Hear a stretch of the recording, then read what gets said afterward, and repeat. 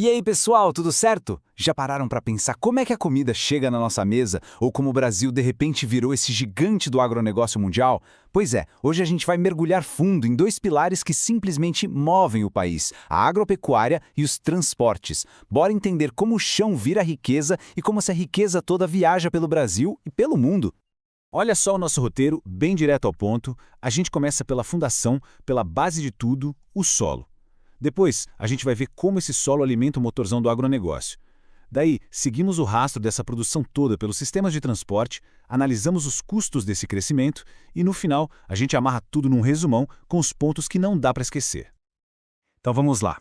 Tudo, absolutamente tudo, começa aqui, na base da nossa agricultura. Vamos explorar essa imensa variedade de solos que fazem do Brasil uma verdadeira potência agrícola. Para começar, vamos alinhar o conceito, né? O que é solo, afinal? Pensa nele não como se fosse só chão, poeira. Não, o solo é como se fosse a pele viva do nosso planeta. É o resultado de um processo de milhares e milhares de anos em que a rocha-mãe, a rocha original, vai sendo transformada pelo clima, pela água, pelos bichinhos, pelas plantas.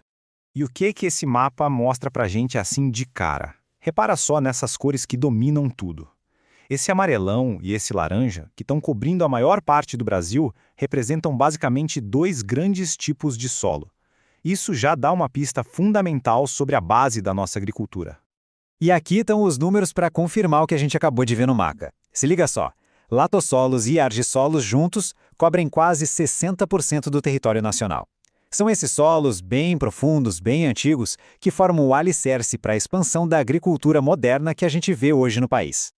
Então, o ponto crucial aqui, pessoal, é que a história da agricultura do Brasil está literalmente escrita no solo. O Massapé, lá no Nordeste, foi o berço da cana-de-açúcar. A famosa Terra Roxa, em São Paulo e no Paraná, foi o que permitiu o ciclo do café. E o solo do Cerrado, que antes era visto como pobre, foi transformado com tecnologia e hoje é um dos pilares do nosso agronegócio. Beleza, já entendemos a base. Agora vamos avançar para ver como essa base de solos se transforma nessa potência toda que é o agronegócio brasileiro, um verdadeiro motor para a economia do país. E essa produção gigantesca vai para onde? Bom, este gráfico deixa bem claro, vai para o mundo todo. Mas tem um destino principal, né? A China, junto com Hong Kong, compra quase um terço de tudo que o agro brasileiro exporta. É uma conexão comercial fortíssima. Agora, presta atenção nesse gráfico aqui. Ele é, talvez, um dos mais importantes para a gente entender o milagre agrícola brasileiro. Olha bem, a linha de cima, a produção, dispara, sobe verticalmente. Já de baixo, que é a área plantada, avança de um jeito bem mais modesto. A conclusão é óbvia. O Brasil aprendeu a produzir muito, mas muito mais, usando quase o mesmo espaço. É a revolução da produtividade na veia. Isso, claro, leva a gente para uma pergunta-chave que explica a agricultura brasileira de hoje. Como é que foi possível dar esse salto? Como a gente produz tanto mais sem precisar aumentar a área na mesma proporção? A resposta está em uma palavra: tecnologia. Foi a tal da revolução verde que chegou no campo. Estamos falando de sementes modificadas, de máquinas cada vez mais potentes, do uso intensivo de fertilizantes, de defensivos agrícolas e, claro, uma técnica que foi um divisor de águas: a calagem. Basicamente, jogar calcário no solo ácido do cerrado para corrigir ele e, assim, destravar todo o seu potencial produtivo. Muito bem. Agora que a gente já viu como essa riqueza toda é produzida, vamos entender como ela se move pelo país.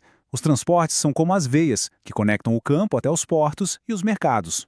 Se tem um número que define a logística no Brasil, anota aí para não esquecer: 65%. Pensa nisso, quase 2/3 de tudo que é produzido no país, da soja ao eletrônico, viaja de caminhão. É uma dependência gigantesca das nossas rodovias. E isso não aconteceu por acaso não, foi uma escolha política lá atrás, principalmente no governo do Juscelino Kubitschek. A prioridade era a indústria automobilística e a construção de estradas. Com isso, ferrovias e hidrovias acabaram ficando em segundo plano. É uma decisão do passado que molda o Brasil até hoje. E este mapa aqui mostra o resultado prático daquelas decisões.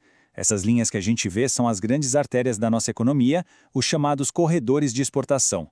Elas conectam as enormes áreas de produção do interior, principalmente lá no centro-oeste, até os portos no litoral, que são a nossa porta de saída para o mercado mundial. Mas, como a gente sabe, não existe almoço grátis, né? Esse sistema gigantesco de produção não vem sem consequências. Então, agora, vamos olhar o outro lado da moeda. os impactos e o avanço da agricultura sobre novas áreas. A tal da fronteira agrícola, que é a linha de frente da expansão do agronegócio, está sempre se movendo. Se lá no passado ela ocupou a zona da mata com a cana e o sudeste com o café, hoje a pressão está toda em cima de dois dos biomas mais importantes do planeta, o cerrado e a floresta amazônica.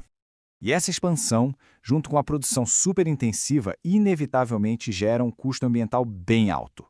Os principais impactos a gente conhece: desmatamento para abrir novas áreas, contaminação do solo e da água por agrotóxicos, erosão, perda de biodiversidade, assoreamento de rios, a lista é grande. E quando a gente sobrepõe este mapa de produção, aí a gente consegue ligar os pontos.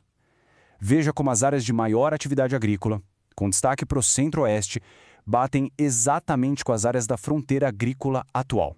É bem aqui que o dilema entre produzir e preservar fica mais claro do que nunca. Ufa! Chegou a hora de juntar todas as peças do quebra-cabeça. Vamos fazer aquela revisão, resumindo os pontos essenciais para ninguém mais esquecer. Em 4 passos, está aqui o resumo de tudo. Primeiro, a base são os solos, principalmente latossolos e argissolos. Segundo, o motor é a produtividade, que foi turbinada pela tecnologia. Terceiro, as artérias são as rodovias, que carregam 65% das cargas. E quarto, o grande dilema é como equilibrar o crescimento com a sustentabilidade ambiental.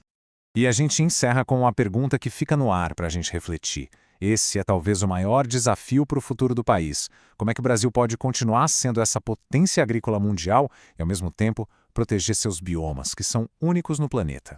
A resposta para essa pergunta vai definir o Brasil das próximas décadas.